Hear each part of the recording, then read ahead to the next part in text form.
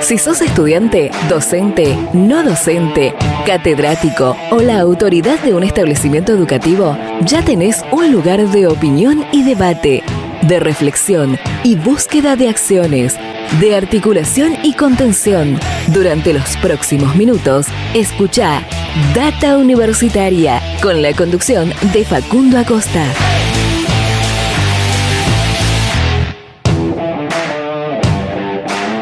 Hola, hola, ¿qué tal? ¿Cómo les va? Bienvenidos, bienvenidas una semana más a este programa de universidades verdaderamente federal, independiente y objetivo, dedicado a toda la comunidad que le da vida a las universidades. ¿Cómo les va? Mi nombre es Facundo y junto a todo el equipo los vamos a estar acompañando en esta hora de programa que tenemos en este Data Universitaria Radio número 15 del año 2022, en esta tercera temporada que estamos transcurriendo y bueno, en este programa donde hablamos de educación, de ciencia, tecnología, de desarrollo, de innovación, de la extensión, de la vinculación, de temas de la sociedad, de la política y de muchos otros temas más.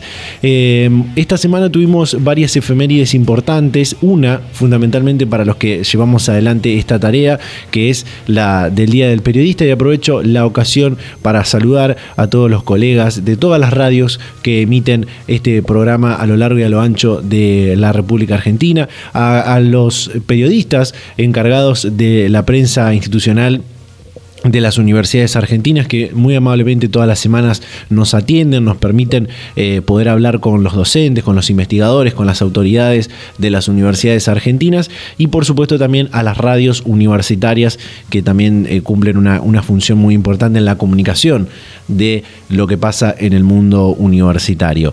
Un día del periodista que nos invita a reflexionar sobre la labor que llevamos adelante aquellos que estamos de este lado, la labor que hacemos en comunicar lo que pasa, comunicar la realidad, lo que sucede, y comunicarlo de una forma veraz, de una forma libre, y sin buscar otras expresiones, digo, sin alterar lo que pasa realmente, sin alterar la realidad. Y un 7 de junio de 1810, Mariano Moreno publicaba por primera vez el diario La Gaceta de Buenos Aires, un diario que buscaba justamente estas premisas, ¿no? Comunicar con la verdad todo lo que sucedía en los representantes, en los albores de la Revolución de Mayo, porque fue ahí 7 días o una semana y algo después de que se dicte la Revolución de Mayo. Y esta Gaceta de Buenos Aires se publicaba con una frase muy interesante que siempre trato de recordar cada vez que es nuestro día del periodista, que es: raros son esos tiempos felices en los que se puede pensar lo que se quiere y decir lo que se piensa. Realmente es importante esta frase para abogar por esto, ¿no? Por contar la verdad, comunicar la verdad y sin alterar esta cuestión fáctica, esta realidad que todos vivimos para algunos otros fines. Solamente quería comentar esto.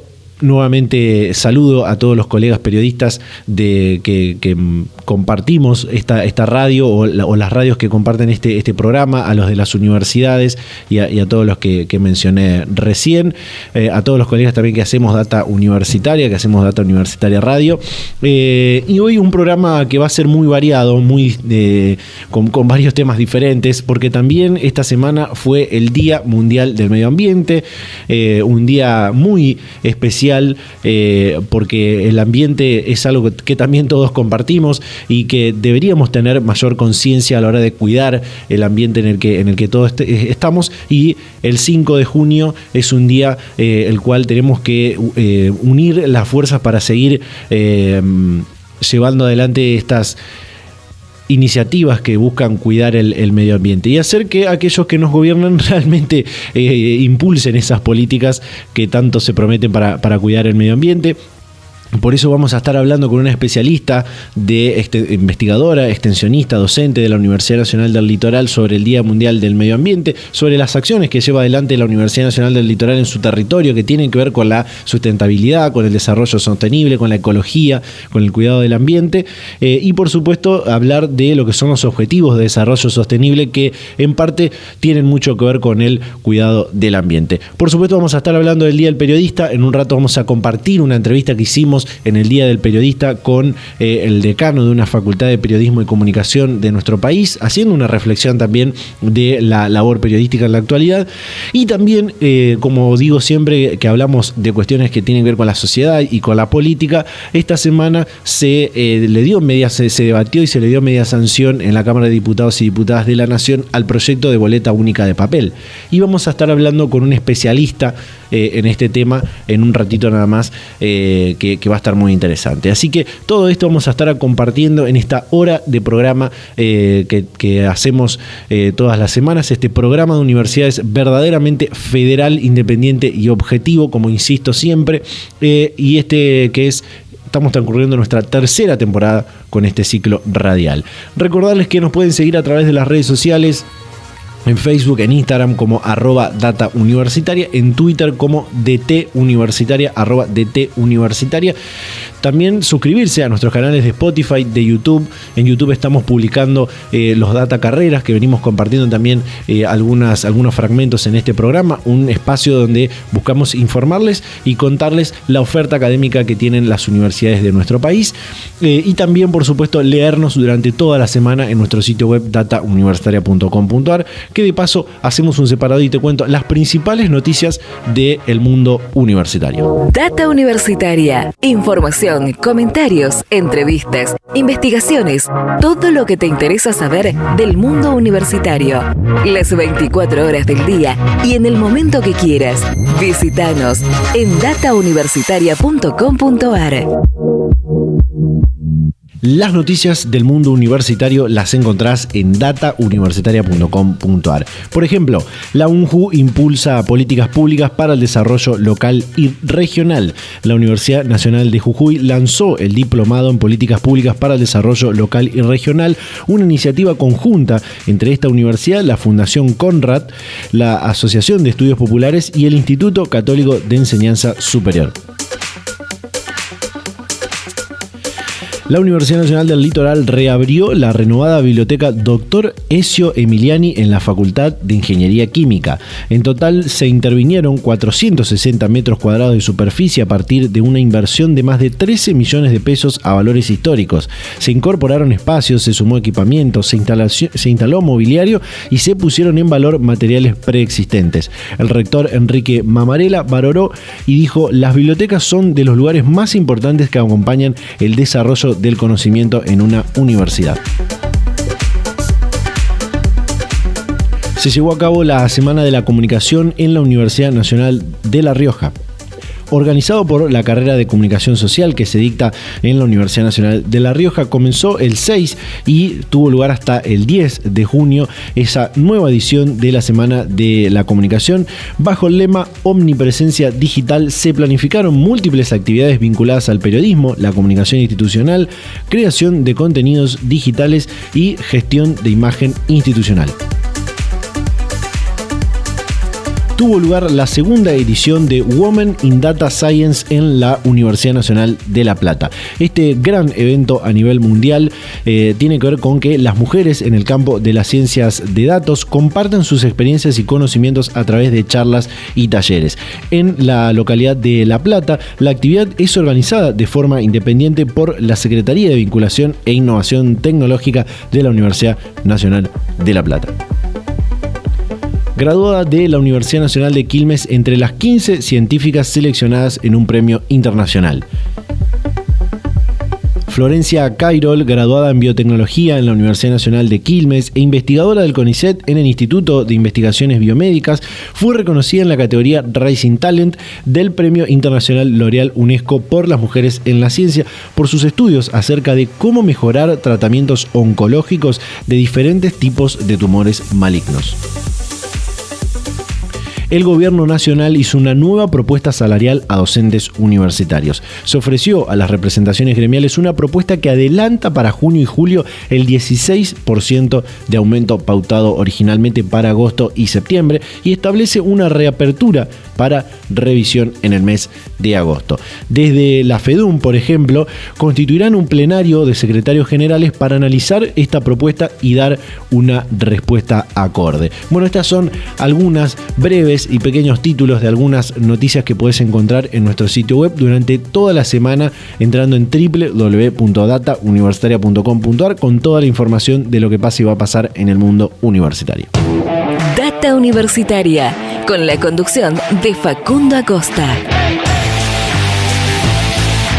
Bueno, vamos a compartir ahora la primera comunicación de este 15º programa de Data Universitaria Radio en el año 2022. Y como comentaba en la apertura, esta semana tuvo media sanción en la Cámara de Diputados y Diputadas de la Nación el proyecto de ley de boleta única de papel.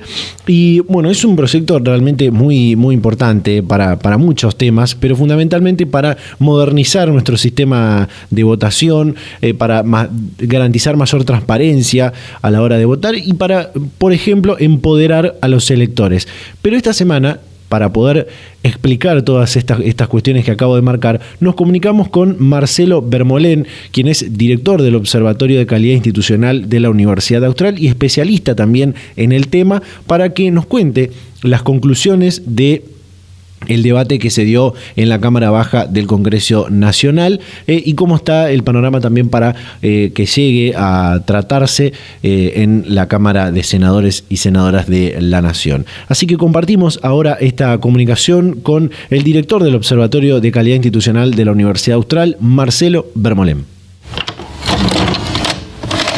Está para hablar con nosotros Marcelo Bermolén, director del Observatorio de Calidad Institucional de la Universidad Austral. Marcelo, ¿qué tal? ¿Cómo te va? Un placer saludarte. Bueno, esta semana tuvimos un hecho importante a nivel legislativo, a nivel nacional, que tiene que ver con la media sanción a este proyecto de boleta única de papel que se dio en la Cámara de Diputados y Diputadas de la Nación. Por eso, para empezar, nos gustaría preguntarle, porque por supuesto hay un montón de argumentos que se trataron en este debate, pero ¿cuáles son las claves de implementar la boleta única de papel a nivel institucional? Yo creo que el estar debatiendo la posibilidad de implementar la boleta única de papel va a generar tres consecuencias inmediatas, y esto logra, digamos, solidificarse, convertirse en ley. Es la primera, va a generar una modernización de una parte del sistema electoral. Por supuesto que estamos hablando que lo que modifica es apenas un instrumento, pero no es poca cosa, el instrumento electoral. Va a empoderar al ciudadano la boleta única de papel, de un modo que hasta ahora me parece que no hemos conocido. Y por otra parte estaría provocando una especie de autorregulación de la política, ¿no? La política autolimitándose respecto de ciertos excesos, ¿no? Que se han ido permitiendo y hemos ido naturalizando. La verdad que la Argentina tiene un sistema de votación, la boleta partidaria, bastante arcaico, bastante vetusto, no se utiliza en casi ningún lugar del mundo. En el cono sur solo lo utiliza la Argentina y Uruguay, y haciendo la excepción de Brasil y Venezuela, que tienen sistemas electrónicos, el resto de los países de Latinoamérica utilizan la boleta única de papel en alguna de sus dos versiones, ¿no? La papeleta completa o la papeleta por cada una de las categorías. En Argentina ya hay provincias que lo usan, que digamos hace tiempo ya lo están implementando y utilizando. Córdoba, que utiliza el mismo sistema que intenta aprobarse en el Congreso de la Nación, y Santa Fe, que utiliza la boleta única por categorías, una papeleta para cada una de las categorías, como decíamos, ¿no? Así que me parece que está bueno el debate. El debate se está sucediendo en un año no electoral, como implican las reglas de la calidad institucional. Modificar el sistema electoral debe hacerse en un año no electoral, y eso es lo que está aconteciendo. Me parece que por ahí lo que uno está viendo es que hay una oposición intentando, digamos, imponer una reforma, y hay un oficialismo resistiéndola. Eso se vio muy claro ayer en el debate, ¿no? Sí. Una disputa muy fuerte de ver quién es más democrático o menos democrático. Y además también lo que se vio en los discursos del debate de ayer fue una clase política también fuera de la realidad, ¿no? Que no quiere ceder poder, que no ha llevado bien las cosas hasta ahora en estos 40 años de democracia, y que claramente desconoce, por ejemplo, las picardías a las que nos hemos habituado los argentinos y que muchos actores de ayer del debate decían que no había comprobación empírica, ¿no?, de que eso suceda. Así que eso por un lado, la modernización del sistema, por el otro lado empoderar al ciudadano, porque me parece que aquí suceden muchas cosas con la boleta única de papel. La boleta única es un sistema mucho más ágil, va a permitir una dinámica más rápida en la votación, en el escrutinio. Es un sistema que va a ser más transparente, porque estas picardías de las que hablábamos, robo de boletas falsas, voto en cadena, o boletas marcadas, etcétera, etcétera, digamos, van a desaparecer. Es un sistema más económico, porque se termina con la partida que el Estado le da a los partidos políticos para que impriman la boleta partidaria. A cada alianza, a cada partido en competencia, se le paga entre 3 y 4 veces la impresión de un padrón electoral entero. Si pensamos que el padrón electoral de la última elección del 2021 está compuesto por 34 millones de electores en Argentina, daría la suma de 1.100 millones de boletas que se habrían impreso en el año 2021. 1.100 millones de boletas con un costo para el Estado argentino de alrededor de 1.500 millones de pesos. Estoy hablando de la elección de medio término del año anterior. Sí. Todo eso desaparecería porque no habría boletas circulando con antelación al comicio. Las boletas pasaría a imprimirlas el Estado, se imprimiría solo el número del padrón electoral más un 5%, y las entregaría el presidente de mesa al elector cuando se presenta a votar. Las desprendería de un talonario, se la entregaría en mano. Esa boleta única de papel llevaría el número de mesa, de modo tal que esa boleta de papel de esa mesa no pueda usarse en otra, garantizando la autenticidad del instrumento, ¿no? Claro. Desaparece el cuarto oscuro, tal cual lo conocemos. Ya no habría cuarto oscuro, no habría que reponer boletas, que interrumpir el comicio. Sería una multiplicidad de boxes que incluso podrían ser compartidos por muchas mesas, porque funcionarían simplemente para que el ciudadano se acerque y en esa papeleta que contiene toda la oferta electoral realizar las marcas de su preferencia de una manera mucho más rápida, obviamente preservando el secreto del voto. Desaparecen los sobres, a los que estamos también acostumbrados, porque la boleta se dobla por la línea de puntos y se deposita directamente en la urna. Es decir, hay muchas razones para decir, bueno, este es un sistema más económico, más ágil, le da poder, esto que decíamos, al ciudadano, en el sentido que el ciudadano recupera la libertad de poder elegir y tener disponible toda la oferta electoral. La Constitución argentina garantiza el ejercicio de nuestros derechos, entre ellos los derechos políticos, el derecho a elegir y a ser elegido, y la verdad es que si faltan las boletas en el cuarto oscuro no está garantizado ese derecho, ni para las fuerzas ni para el elector. De esta manera, al ser un instrumento que garantiza la equidad de todas las fuerzas están en un pie de igualdad, incluidas en la boleta, el ciudadano puede elegir y también puede hacer corte de boletas sin necesidad de una tijera. La realidad es que simplemente desplazando la lapicera y cambiando de preferencia en una categoría, está realizando el corte de boleta, y eso es simplemente darle poder y libertad al ciudadano al momento de elegir, ¿no? Así que me parece que hay muchas buenas razones. Por supuesto que hay cierta parte de la política que se resiste a esta autorregulación que parte de la misma política quiere imponer, porque entre otras cosas no se quiere perder la partida, estos 1.500 millones de pesos que nombraba en el 2021, que probablemente sean el doble para el 2023, y tampoco, digamos, quiere cederse esa capacidad de los partidos dominantes y de los oficialismos de manejar el aparato y de condicionar a cierto sector de la población vulnerable, ¿no? Que muchas veces está expuesto a la quita de beneficios o a las dádivas o a la compra de votos. Ya no va a poder dársele la boleta partidaria como un prospecto obligatorio para que lo lleven, digamos, al cuarto oscuro y terminen votando como se le indica, ¿no? Así que me parece que claramente el ciudadano recupera poder y los partidos políticos de alguna manera empiezan a dejar de lado estos excesos, ¿no?, a los que nos hemos acostumbrado, como decía. Sí. Marcelo, son muchas las ventajas que marcás. Me voy a quedar con 3, que son la modernización del Estado, la transparencia y la reducción del costo. Pero Si tuviéramos que marcar algunas desventajas que podría tener la boleta única de papel, ¿cuáles serían? Se habló mucho del tamaño y efectivamente en la medida que la oferta electoral se expande y aumenta, va a extenderse el tamaño de la boleta. Y eso va a suceder seguramente en las primarias. Ayer hubo del lado del oficialismo algunos que mostraban papeletas intencionadamente diseñadas de modo gigante, y ahí, digamos, apareció la diputada Camaño mostrando una papeleta de acuerdo a cómo estaba el dictamen, tomando en cuenta la mayor oferta electoral, que en este caso creo que era la provincia del Chaco, y se vio una papeleta bastante razonable, ¿no?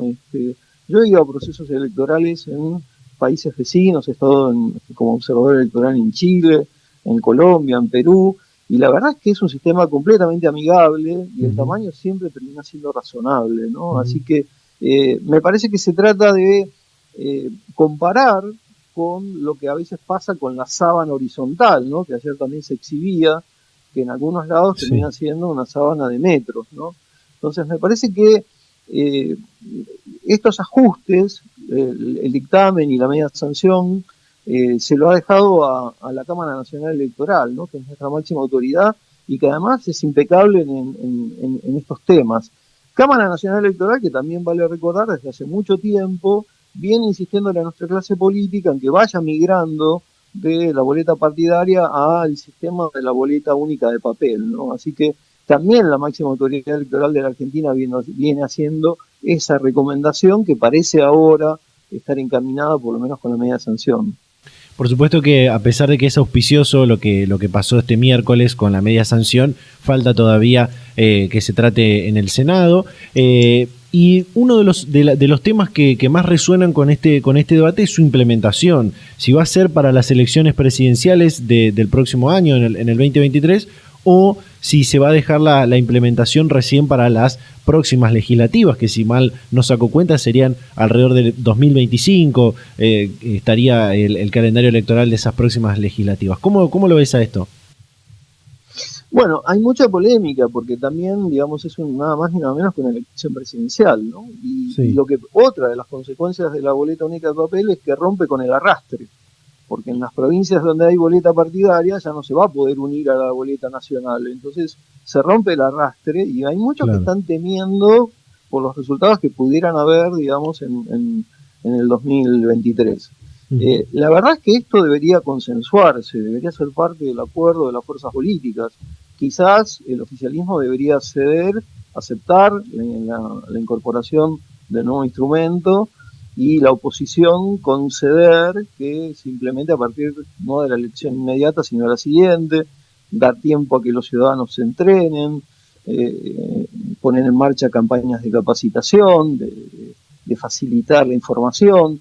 Me parece que requiere de diálogo y consenso, algo que está faltando en la Argentina desde hace mucho tiempo. La verdad que se viene hablando de una reforma política desde allí, desde el fatídico 2001, reforma política que nunca se concretó, ¿no? Y que oportunidades que se fueron perdiendo. La última fue en el 2016, cuando el gobierno de Mauricio Macri consiguió también la media sanción, que luego ni siquiera fue tratada en el Senado, pero que básicamente la justificación fue, digamos, que se había empecinado con el uso de la boleta única electrónica, que era un instrumento muchísimo más caro que la boleta única de papel, ¿no? Sí.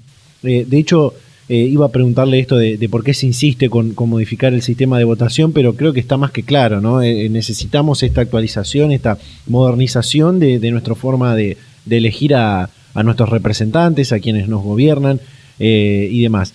Marcelo, realmente muchísimas gracias por tu tiempo.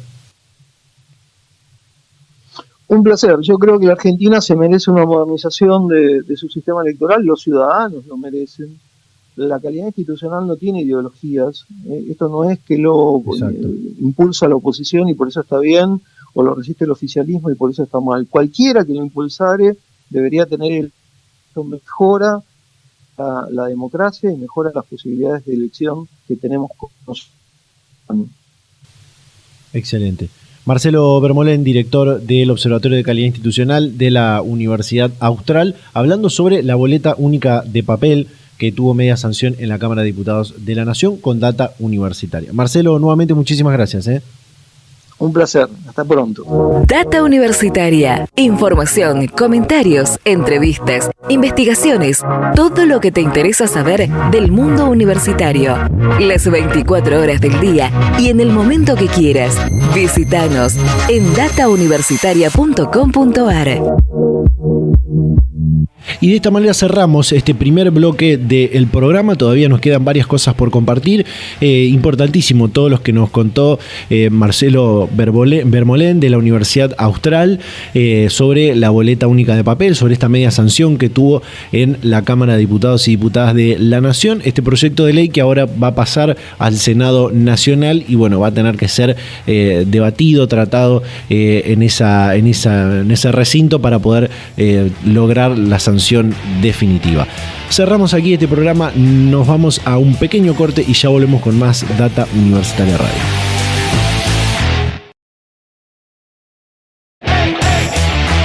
Volvemos con más Data Universitaria Radio, este programa de universidades verdaderamente federal, independiente y objetivo, en esta edición número 15 del año 2022, transcurriendo la tercera temporada de este ciclo radial informativo de universidades. Como comentaba en la apertura, esta semana tuvimos una efeméride muy especial para nosotros y nosotras que estamos de este lado, que llevamos a cabo una labor periodística de comunicación, como es el Día del Periodista que recordamos todos los 7 de junio de cada año. Y en conmemoración a este día tan especial, como decía, para nosotros, nos comunicamos con el decano de la Facultad de Periodismo y Comunicación de la Universidad FASTA, quien es especialista en comunicación institucional y demás, para hacer una reflexión de cómo está la labor periodística en la actualidad, de lo que significa también este Día del Periodista para los que llevan adelante esa tarea, cómo es la tarea de formar a aquellos que luego van a ejercer la profesión de periodista, de comunicadores y comunicadoras. Por eso ahora vamos a compartir esta comunicación que hicimos con el decano de la Facultad de Periodismo y Comunicación de la Universidad FASTA, Fabricio Sota. Bueno, como decía, esta semana estamos conmemorando el Día del Periodista, que fue este 7 de junio, y me gustaría invitarte a hacer una pequeña reflexión, las principales reflexiones, podríamos decir, sobre la labor periodística en la actualidad. Bueno, en primer lugar, creo que hay que decir que es una etapa de mucha proliferación de diferentes formas de periodismo, que yo creo que son siempre bienvenidas, digamos, ¿no? La reinvención o la actualización de las prácticas periodísticas siempre, contrariamente a lo que se suele pensar, revitalizan el periodismo. Desde mi concepción lo revitalizan, sí. Lo cambian, lo modifican, lo transforman, pero lo mantienen vivo y vigente. Creo que la vigencia del periodismo en una situación de constante cambio tecnológico y de proliferación de canales diversos está en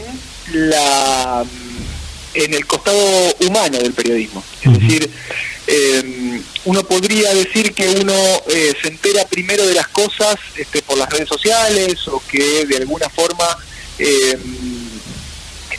ha dejado de consumir, o eso lo relativizo bastante porque hay números que demuestran lo contrario, pero que la idea general es que se han dejado de consumir canales tradicionales de comunicación, pero cuando realmente necesita comprender algo, o cuando pasa un hecho de relevancia social o mundial, como puede llegar a ser, por ejemplo, la invasión rusa a Ucrania, sí.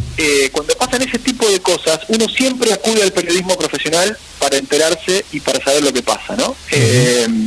Y creo que esa relevancia que tiene el periodista, más allá de las plataformas por las cuales se exprese su trabajo, habla de la vigencia de una profesión que sigue contando la historia, que sigue interpretando el entorno, que sigue anticipándose a procesos sociales y culturales, y en esa riqueza el periodismo creo que todavía tiene mucho para aportar. Así que, por supuesto que estamos en un periodismo muy distinto a aquella Gaceta de Buenos Aires inaugurada el 7 de junio de 1810 por Mariano Moreno, pero la trascendencia del periodismo como profesión y como contribución profundamente humana a la cultura, me parece que sigue más vigente que nunca, más allá de las plataformas tecnológicas. Como marcabas recién, esto de los cambios en la forma de consumir la información, los medios y el entretenimiento quizás también, ¿cambia también la forma de formar, valga la redundancia, a los profesionales del periodismo y la comunicación? Sí, necesariamente sí, porque el periodismo no es solamente una cantidad de recursos técnicos que uno ponga en movimiento al momento de ejercer la profesión.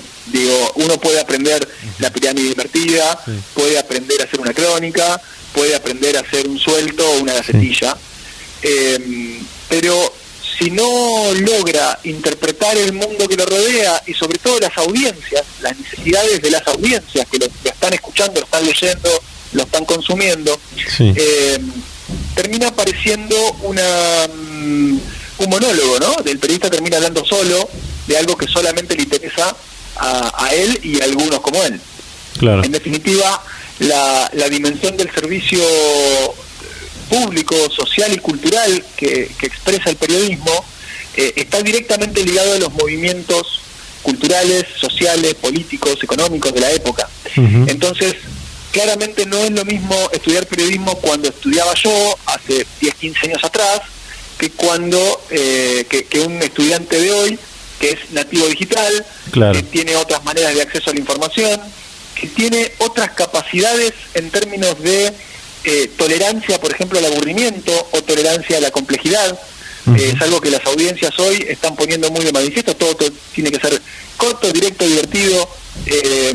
No digo que eso esté bien, ¿no? Digo lo que, claro, es lo que demandan las audiencias. Sí. Entonces, necesariamente esta posibilidad de tener un periodismo acorde a la época, con un lenguaje propio de lo que buscan las audiencias, pero que no pierda profundidad y sobre todo que no pierda honestidad intelectual, creo que es el gran desafío de quienes formamos periodistas, y eso hace que uno tenga que también reinventar y actualizar contenidos que también problematicen el rol que tiene el periodismo en un contexto en donde todo el mundo puede producir noticias, incluso puede producir falsas noticias o campañas de desinformación, sí, que tienen el mismo poder de llegada o más incluso que el periodismo tradicional.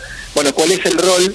¿Cuál es esa seguridad que puede proveer el periodismo profesional en un contexto de tanta proliferación de desinformación, ¿no? Creo que eso también modifica mucho la manera de enseñar. Sí, también esto de que decías de las redes sociales, hoy también la construcción de la información uno la puede encontrar a través de las redes sociales. Pasa, por ejemplo, con el periodismo político, que los políticos ya usan sus redes sociales como canales de información. Digo, no requieren de tener que hacer una rueda de prensa para comunicar o anunciar algo. Lo hacen a través de las redes sociales y los medios toman esa información desde ahí. Pasa también en el periodismo deportivo. Hay canales o programas de periodismo deportivo que están toda la hora o más de 2-3 horas hablando de lo que publicó tal deportista en las redes. Ni hablar del tema del espectáculo. Digo, las redes sociales también son una herramienta de trabajo hoy para los periodistas. Sí, este es un debate académico muy interesante, porque más allá de cómo llegue la información, muchas veces la discusión está en quién la produce. Claro. Y eso también tiene que ver con la desinformación. Es decir, al borrarse la fuente, la rastreabilidad de la fuente, digamos, ¿no? Siempre el periodismo tradicional ha enseñado a chequear la información con las fuentes, y siempre que se pueda citar esa fuente, lo mejor es citarla. Y entonces establecer que ahí hay un camino de trazabilidad, es decir, cómo llega esa información a ser producida. Hoy, con esto que vos estás diciendo, que coincido, esa trazabilidad se pierde y se abre un escenario muy propicio para equipos de campañas políticas que producen información.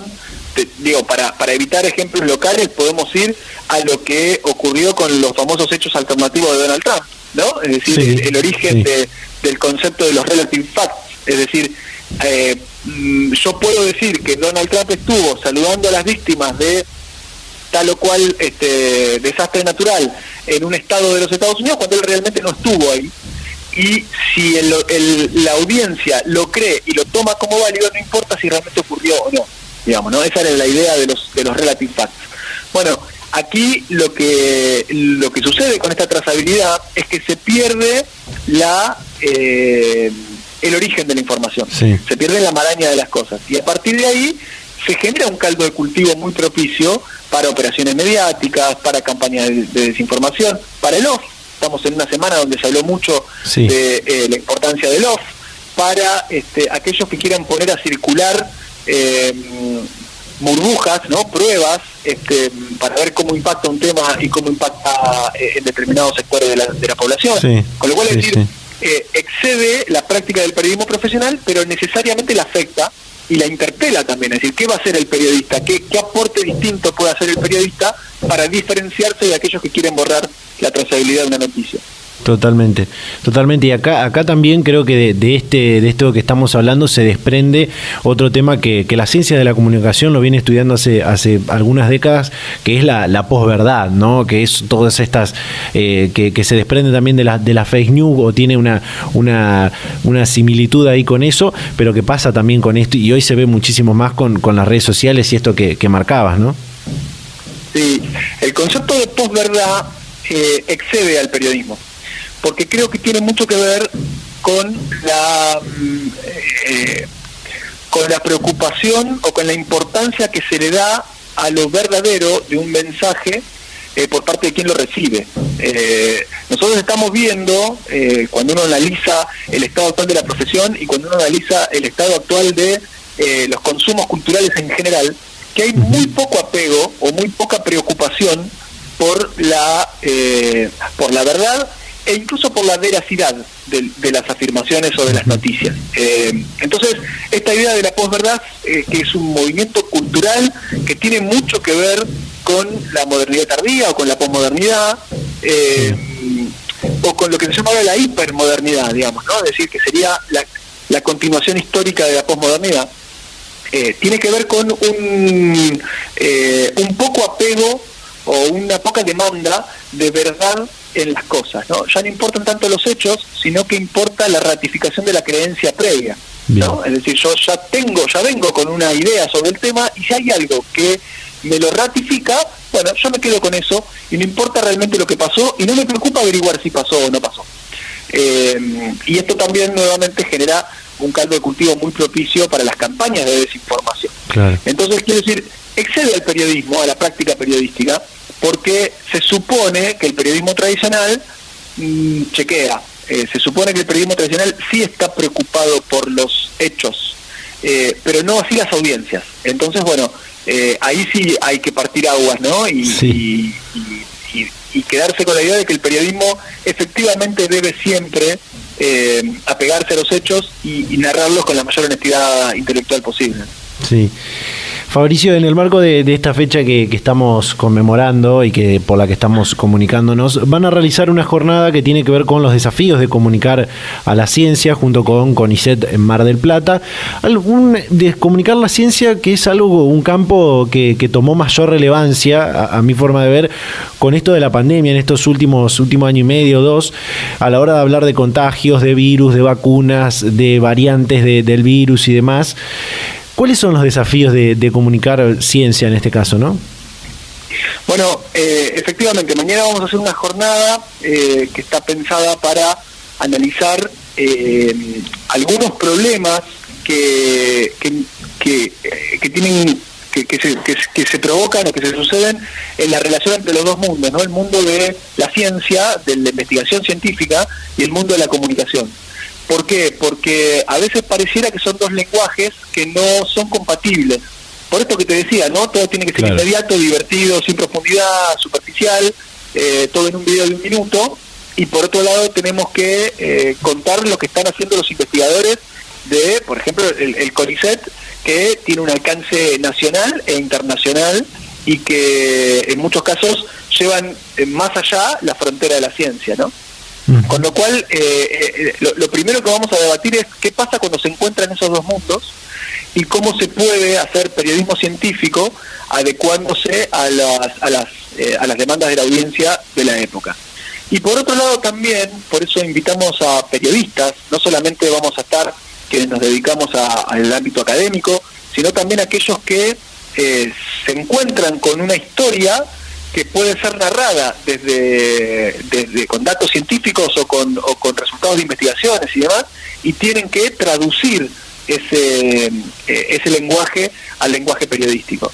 Entonces nos parecía muy interesante que en el panel hubiera académicos, hubiera investigadores y estuvieran también los periodistas, aquellos que tienen que traducir o pasar por una matriz discursiva una investigación.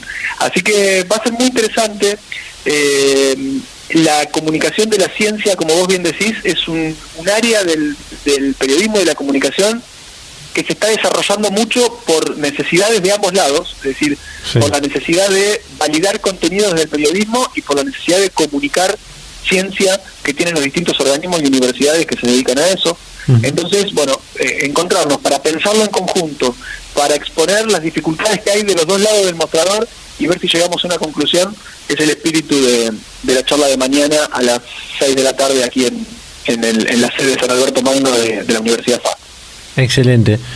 Fabricio Sota, decano de la Facultad de Periodismo y Comunicación de la Universidad FASTA, hablando con Data Universitaria, haciendo una pequeña gran reflexión de este Día del Periodismo que estamos conmemorando esta semana. Fabricio, muchísimas gracias por la predisposición y el tiempo. Facundo, un gusto hablar con vos. Que tengas un buen día. Hasta la próxima. Data Universitaria. Información, comentarios, entrevistas, investigaciones, todo lo que te interesa saber del mundo universitario. Las 24 horas del día y en el momento que quieras. Visítanos en datauniversitaria.com.ar.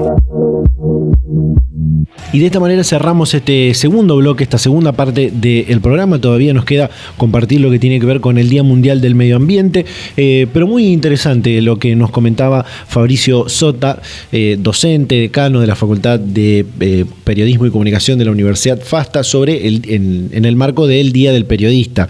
Y esto que mencionaba de cómo ha cambiado la formación de los periodistas, de los comunicadores, y puedo dar fe de ello, de hecho, en cuanto a las formas que también cambiaron de consumir la información, de consumir el entretenimiento y demás, que tiene que ver con también cómo se distribuye esa información, de cómo se publica esa información a través de los diferentes canales y, por supuesto, adaptarnos a estas nuevas formas, a esta globalización también de la información, donde hay muchísimos medios que dan información y algunos de esos medios son las redes sociales, que por ahí son distribuidoras de noticias falsas, y eso también hay que tratar de cuidarnos de eso.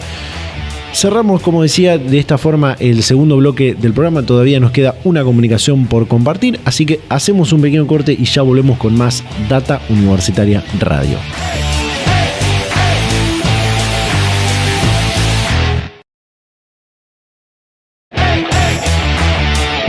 Seguimos en Data Universitaria Radio, en este programa de universidades verdaderamente federal, independiente y objetivo, en esta edición número 15 del año 2022, en esta tercera temporada de este ciclo radial de información del mundo universitario. Y decimos, realmente lo decimos en serio, esto del programa de universidades verdaderamente federal, porque al principio estuvimos en Capital Federal, o en una comunicación con alguien que estaba en Capital Federal, como fue Marcelo Bermolén. En el bloque anterior con el decano de la Facultad de Periodismo y Comunicación de la Universidad FASTA desde Mar del Plata. Y ahora nos vamos hasta la localidad, hasta la provincia de Santa Fe, hasta la capital de la provincia de Santa Fe, la ciudad de Santa Fe, para esta comunicación. Y eso nos hace un programa verdaderamente federal. Bueno, como les decía, está ya en línea para hablar con nosotros porque, como venía contando, este 5 de junio fue el Día Mundial del Medio Ambiente y por eso está para hablar con nosotros la docente, investigadora, extensionista y coordinadora del programa de Ambiente y Sociedad de la Universidad Nacional del Litoral, Patricia Mines. Patricia, ¿qué tal? ¿Cómo te va? Facundo te saluda, bienvenida a Data Universitaria Radio. ¿Qué tal? Buenas tardes. Bueno, justamente hablando de esto del Día del Medio Ambiente, ¿de qué hablamos cuando decimos medio ambiente o ambiente? es bien complejo definir el ambiente, porque el ambiente es un objeto de estudio o intervención y como la mayoría de los fenómenos complejos tiene un montón de definiciones. Pero podemos decir que es un sistema global de elementos heterogéneos que incluyen tanto lo físico como lo social como lo cultural, y en un espacio donde ocurre justamente la vida. O sea que es un concepto muy amplio que abarca un montón de elementos y sus relaciones. Bien, hoy por suerte, no hoy, pero en la actualidad, digo en los últimos 2, 3, 4, 5, 10 años, se está hablando mucho de ambiente, hay una gran movida de activismo ambiental que es buena que surja porque pone en agenda muchísimos temas, pero si usted tendría que destacar los principales desafíos respecto a lo que es el cuidado del ambiente, ¿no? ¿Cuáles serían los principales? Bien, la verdad que los desafíos son muchos, que van desde, por supuesto, de hacernos cargo de las consecuencias de quizás el mal uso de los recursos, de algunos hábitos cotidianos por los cuales generamos un montón de residuos. Incluso el mal uso o los fenómenos de consumo desmedido, como por ejemplo el consumo del suelo, y en realidad todos esos desafíos, creo que el principal desafío es verlos de manera, digamos, conectada, es ver las conexiones que tiene una cosa con otra. Es decir, la basura sola es un problema, pero el principal problema es ver cómo relacionamos esa basura con nuevos hábitos de consumo, con alimentación saludable, o sea, establecer las relaciones que se dan entre todos estos emergentes. Uh-huh. Para poner en contexto también una cuestión que tiene que ver con lo que decía recién y con la importancia que tiene el cuidado del ambiente, en el 2015 la Organización de las Naciones Unidas aprobó un documento con 17 objetivos de desarrollo sostenible, que tiene que ver el desarrollo sostenible con el cuidado del ambiente. Claro. Y uno de estos, por ejemplo, es el acceso al agua y al saneamiento. Y como docente, como extensionista, como investigadora en este tema, ¿cómo ve a Argentina en este tema de perseguir los objetivos de desarrollo sostenible? ¿Está más cerca, está más lejos de cumplir, aunque sea uno, digo, por lo menos el del acceso al agua, ¿no? Claro, sí, cada uno de estos, estos 17 objetivos contienen metas, cada uno de ellos. Y bueno, sí, justamente el tema del agua es uno de los grandes problemas, porque en algunas zonas, como por ejemplo la nuestra, nosotros estamos en Santa Fe, sobre el río Paraná, hay veces que el problema es el exceso de agua y cómo manejar esa cantidad de agua que trae el río. Otras veces, justamente hace poco hemos tenido una de las bajantes más grandes en muchas décadas. Y el problema era, en estos lugares por donde antes el río tenía 6 metros, ahora no había nada de agua. Entonces, la verdad que es uno de los grandes desafíos. Por un lado, este agua, y por otro lado, el tema del derecho de cada familia, lógicamente, de tener acceso al agua potable. Y que la verdad que sí, que es algo que los últimos, en realidad, se amplían un poco las diferencias y las desigualdades. La pandemia en realidad vino como a ampliar las desigualdades en el acceso a estos derechos, por ejemplo, como vos decís, el agua.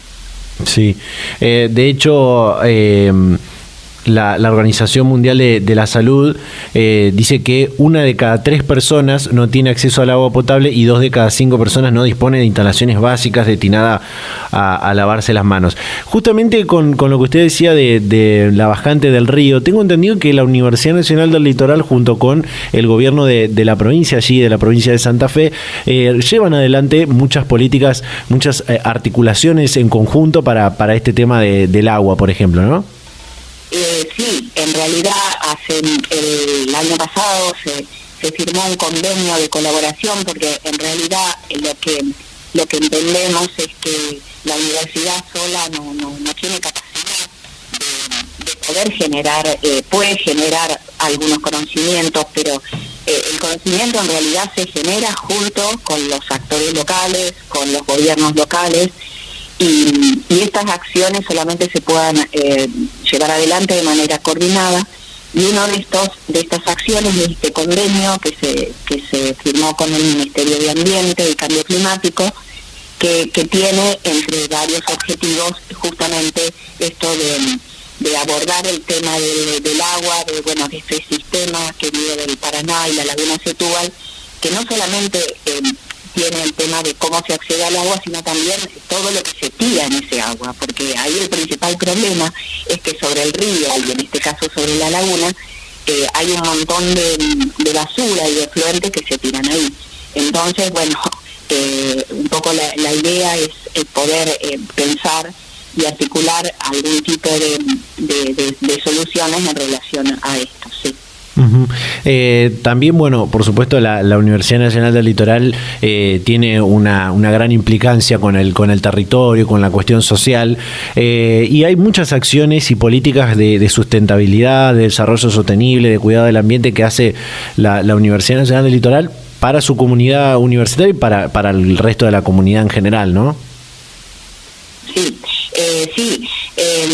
En particular, nosotros, desde el programa Ambiente y Sociedad, que es uno de esos dispositivos de articulación entre la universidad y los actores locales, tenemos, en el mes de julio, una agenda bastante nutrida, pero en general durante todo el año se trata de articular acciones en relación a varias líneas, desde la educación ambiental, el tema de los residuos, pero también hemos sumado como líneas interesantes el tema del turismo comunitario y sustentable, porque una de las cuestiones que es esto de cuidar y proteger los ambientes naturales requieren también de la incorporación o de la inclusión de la población local y de la generación de recursos.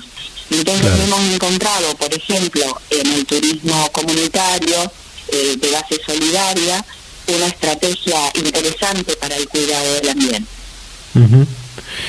Ya que me lo mencionó y por supuesto no lo puedo dejar pasar, tienen desde el programa de Ambiente y Sociedad y desde la Secretaría de Extensión de la Universidad una agenda de propuestas para este mes del medio ambiente, ¿no? Sí, en realidad lo que el esfuerzo fue lograr en un solo como documento una serie de acciones que en realidad están llevando adelante diferentes equipos de extensión y que las listamos y las identificamos como valiosas o relevantes durante este mes, pero que en realidad se llevan adelante durante todo el año, ¿no? Bien, excelente. Excelente. Bueno, Patricia Mínez, coordinadora del programa de Ambiente y Sociedad de la Universidad Nacional del Litoral, por supuesto también docente, investigadora y extensionista de esta universidad de la provincia de Santa Fe, hablando con Data Universitaria sobre el Día Mundial del Medio Ambiente. Patricia, muchísimas gracias por la predisposición y por el tiempo. No, muchas gracias a ustedes por el interés y muchas gracias. Hasta luego, hasta la próxima. Data Universitaria. Información, comentarios, entrevistas, investigaciones, todo lo que te interesa saber del mundo universitario. Las 24 horas del día y en el momento que quieras. Visítanos en datauniversitaria.com.ar. Y luego de esto llegamos al final, ahora sí, al cierre final de este programa de Data Universitaria Radio, el programa número 15 del año 2022, en esta tercera temporada que estamos transcurriendo con este ciclo radial. Realmente un programa muy intenso, muy variado, con muchos temas. Al principio hablamos de la boleta única de papel, la media sanción a este proyecto de ley que se dio en la Cámara de Diputados y Diputadas de la Nación, junto a Marcelo Bermolén, especialista en el tema, director del Observatorio de Calidad calidad institucional de la Universidad Austral, que nos dio esas premisas, esas conclusiones de lo que fue, y compartimos esa entrevista que hicimos durante la semana en este programa. Después hablamos del Día del Periodista, de la actualidad del periodismo, de la comunicación, con Fabricio Sota, docente, decano de la Facultad de Periodismo y Comunicación de la Universidad FASTA. Y ahora escuchábamos a Patricia Minés, docente, investigadora, extensionista, coordinadora del Programa de Ambiente y Sociedad de la Universidad Nacional del Litoral, hablar del Día Mundial del Medio Ambiente. De esta manera cerramos este programa, llegamos al final. Como siempre, muchísimas gracias a todas las radios, a todas las emisoras que comparten semana a semana este ciclo radial y nos permiten de esa forma llegar a toda la comunidad universitaria de toda la República Argentina. Invitarlos a que nos sigan en nuestras redes sociales, en Facebook y en Instagram, @datauniversitaria, en Twitter, @DTuniversitaria, suscribirse por supuesto a nuestros canales de Spotify y de YouTube y leernos durante toda la semana en datauniversitaria.com.ar. Nos despedimos, nos reencontramos la semana que viene, por supuesto, a esta misma hora y en este mismo dial. Hasta la próxima, chau chau.